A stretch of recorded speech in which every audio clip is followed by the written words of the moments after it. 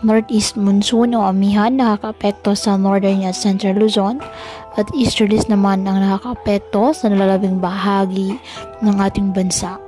Wala pong bagyo o low pressure area na namamataan sa loob at labas ng ating PAR na maaaring makaapekto sa lagay ng panahon.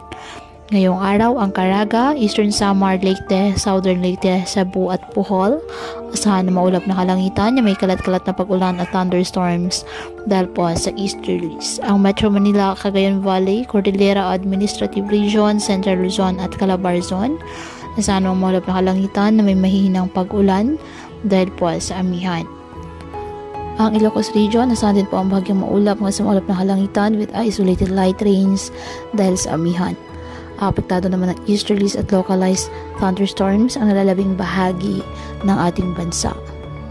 Kaya patuloy po natin na pag-iingat pa din ang ating mga kababayan sa pantapan po ng mga pagbaha at pagguho ng lupa at ugalin po na magdala palagi ng payong o kahit anong panangga sa ulan o di kaya na may sa init ng araw kapag lalabas ng ating mga tahanan.